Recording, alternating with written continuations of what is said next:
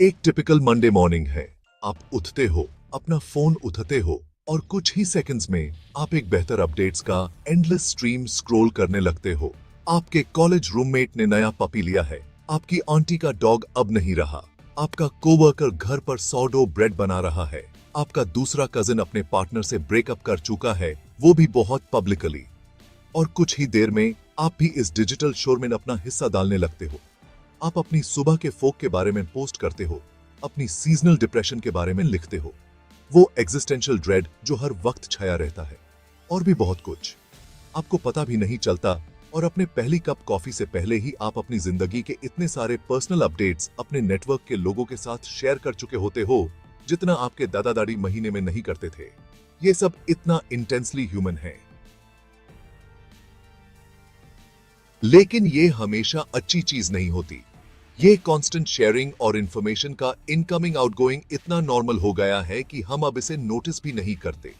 ये सब कुछ हार्मलेस लगता है, लेकिन इसका साइकोलॉजिकल, सोशल और इमोशनल इंपैक्ट है जिससे हम अभी सीखना शुरू ही कर रहे हैं। सबसे पहले कभी पेंटिंग से लेकर ओरल स्टोरी टेलिंग तक हमेशा से हम अपने एक्सपीरियंसेस शेयर करने के तरीके ढूंढते आए हैं, लेकिन सोशल मीडिया ने इस अर्ज को अनप्रेसिडेंटेड लेवल्स तक बढ़ा दिया है। अब सिर्फ कुछ टैप्स में हम अपने थॉट्स, फीलिंग्स और एक्सपीरियंसेस को दुनिया के हजारों लोगों के साथ इंस्टेंटली शेयर कर सकते हैं। कुछ डेकेड्स पहले तक ये एक गॉड लाइक पावर जैसा लगता। जैसे कहते हैं, ग्रेट पावर के साथ ग्रेट रिस्पॉन्सिबिलिटी आती है, लेकिन हम में से कई लोग इस रिस्पॉन्सिबिलिटी को संभलने के लिए प्रिपेयर्ड नहीं होते। हम अपने आप को इमोशनली टेयर अपार्ट करते हैं, स्पाइरल करते हैं, और फिर उस स्पाइरल के बाद और ज्यादा स्पाइरल करने लगते हैं। हम समझते नहीं कि कब और कैसे रुकना है। डिजिटल एज से पहले प्राइवेसी एक डिफॉल्ट स्टेट होती थी। इंफॉर्मेशन शेयर करने के लिए एफर्ट लगता था, जैसे लेटर लिखना, फोन कॉल करना या फेस टू फेस बात करना। अब प्राइवेसी मेंटेन करना एफर्ट मांगता है। हमें एक्टिवली चूज करना पड़ता है कि क्या शेयर नहीं करना। टेम्पटेशन को रेजिस्ट करना पड़ता है और अपने थॉट्स और एक्सपीरियंसेस को अपने पास रखना पड़ता है। इस रिवर्सल का काफी गहरा इंपैक्ट है। जेबी शेयरिंग डिफॉल्ट बन जाए तो हम बिना सोचे समझे सब कुछ शेयर कर देते हैं। थोड़ा हार्मलेस हो सकता है, लेकिन बहुत बार ये डीपली पर्सनल होता है। हमारे डार्केस्ट मोमेंट्स, फियर्स और कंपल्सिव थॉट्स तक। कई लोगों के रिलेशनशिप्स ट्वीट्स के गलत इंटरप्रिटेशन से खत्म हो जाते हैं। रेप्यूटेशंस इल कंसिडर्ड पोस्ट्स से डैमेज हो जाती हैं। ये हाइपोथेटिकल सिचुएशंस नहीं हैं। कई लोग इन चीजों के शिकार बन चुके हैं जो अपने ही ओवरशेयरिंग का नतीजा है। और रिस्क्स सिर्फ एक्सटर्नल नहीं है। जब हम हमेशा अपने आप को एक ऑडियंस के लिए परफॉर्म कर रहे होते हैं, अपने एक्सपीरियंसेस को पब्लिक कंजम्पशन के लिए क्यूरेट कर रहे होते हैं, तो हम अपने आप से दूर हो जाते हैं। सोचो, जब आपने लास्ट मीनिंगफुल एक्सपीरियंस लिया था, दिवाली के फायरवर्क्स, क्या तुरंत आपका पहला रिएक्शन फोन निकल के शेयर करने का था? और उस मोमेंट में क्या आपने पूरा इवेंट महसूस किया, या फिर आप ऑलरेडी सोच रहे थे कि इससे कैसे फ्रेम करना है अपने फॉलोअर्स के लिए? ये कांस्टेंट क्यूरेशन एक डेंजरस लूप क्रिएट करता है। हम एक्सपीरियंसेस की इंट्रिंसिक वैल्यू को नहीं समझते, बस उसके शेयरेबल होने की इंपॉर्टेंस देखते हैं।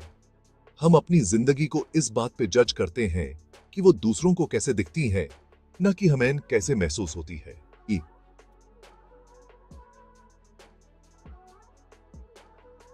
इस सब का सॉल्यूशन सिंपल है। एक जर्नल शुरू करो। हाँ, जानता हूं, सुना सुना लग रहा होगा। जर्नल लिखना नया नहीं है। लोग सेंचुरीज से अपने एक्सपीरियंसेस को लिखते आए हैं, लेकिन ओवरशेयरिंग के इस दौर में जर्नल का इंपॉर्टेंस और बढ़ जाता है। जर्नल एक प्राइवेट स्पेस बन जाता है जहां हम अपने थॉट्स और एक्सपीरियंसेस को सिर्फ अपने लिए रखते हैं। मेरे लिए जर्नल एक प्राइवेट सोशल मीडिया फीड की तरह है, बस फर्क ये है कि मेरे फॉलोअर्स सिर्फ मैं हूं। यहां मैं अपने थॉट्स, फीलिंग्स और एक्सपीरियंसेस को फ्रीली शेयर कर सकता हूं, बिना किसी जजमेंट का डर रखे। मेरा जर्नल नोशन पर बना हुआ है और मेरी ज्यादा जर्नल एंट्रीज एक पैराग्राफ से ज्यादा नहीं होती। ये छोटे प्राइवेट 280 कैरेक्टर ट्वीट्स जैसे लगते हैं और ये फॉर्मेट मुझे पूरी हॉनेस्टी के साथ लिखने का मौका देता है। मैं अपने डीपेस्ट फियर्स और वाइल्डेस्ट ड्रीम्स लिख सकता हूं बिना किसी जजमेंट या मिस इंटरप्रिटेशन के। मैं अपने काम के बारे में रांट कर सकता हूं बिना किसी कॉन्सिक्वेंस का डर रखे। मैं सिली, सीरियस या एंग्री हो सकता हूं और इस सबको सिर्फ मैं ही देख सकता हूं।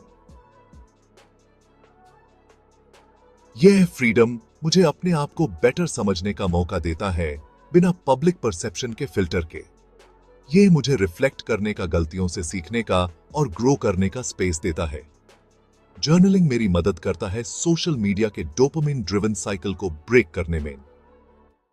जब मैं सोशल मीडिया पर पोस्ट करता हूं तो मुझे वैलिडेशन, लाइक्स, कमेंट्स और शेयर्स के फॉर्म में मिलता है। ये डोपामिन का क्रेविंग मुझे वापस सोशल मीडिया पर लाता है, कॉन्स्टेंटली चेकिंग फॉर अपडेट्स और वैलिडेशन के लिए। लेकिन जर्नलिंग का सेटिस्फैक्शन अलग होता है। यहां कोई इमीडिएट फीडबैक नहीं मिलता, कोई एक्सटर्नल वैलिडेशन नहीं होती। रिवॉर्ड राइटिंग के प्रोसेस से आता है जो हमें क्लैरिटी और सेल्फ रिफ्लेक्शन के जरिए मिलता है। ये एक स्लो और सटल ग्रेटिफिकेशन है और ये जरूरी है। सोशल मीडिया से जर्नलिंग पर स्विच करना आसान नहीं है। हम इंस्टेंट ग्रेटिफिकेशन के इतने आदत डाल चुके हैं कि जर्नलिंग कभी-कभी लोनली लगती है, जैसे हम वॉइड में शाउट कर रहे हैं। लेकिन ये लोनलीनेस जरूरी है। हर वक्त के कनेक्शन और एंडलेस नॉइज में हमें साइलेंस और सॉलिट्यूड के स्पेसेस चाहिए होते हैं। हमें अपने खुद के थॉट्स सुनने का मौका चाहिए बिना लाइक्स और कमेंट्स के डिस्ट्रैक्शन के। मैं ये नहीं कह रहा हूं कि सोशल मीडिया छोड़ दो। मेरी करियर उसी के वजह से है और बहुत लोगों के लिए ये एक सपोर्ट नेटवर्क होता है, आइसोलेशन को कम करता है और दूसरों को सुनने का स्पेस देता है। लेकिन ये सब कुछ नहीं हो सकता। हमें अपने खुद के लिए भी एक हिस्सा रखना पड़ता है। कभी-कभी अपने फ्रस्ट्रेटिंग वर्क डे को जर्नल में लिखो, न कि सोशल मीडिया पे। वेकेशन की हर डिटेल इंस्टाग्राम पे डलने के बजाय अपने जर्नल में उसके बारे में रिफ्लेक्ट करो। शायद आप सरप्राइज हो जाओ कि ये प्रोसेस कितना सैटिस्फाइंग हो सकता है और ये आपको अपने एक्सपीरियंसेस को ज्यादा डीपली समझने का मौका दे सकता है। इस दौर में जहां विजिबिलिटी को प्राइवेसी से ज्यादा वैल्यू दी जाती है, अपने कुछ हिस्सन को खुद के लिए रखना ऑलमोस्ट काउंटर कल्चरल लगता है। लेकिन जर्नलिंग इनफैक्ट बहुत ही रिबेलियस चीज है। ये अपने थॉट्स, अपने एक्सपीरियंसेस और अपनी इनर लाइफ को रिक्लेम करने का एक तरीका है। इसमें वैल्यू है, चाहे इंस्टेंट फीडबैक ना मिले।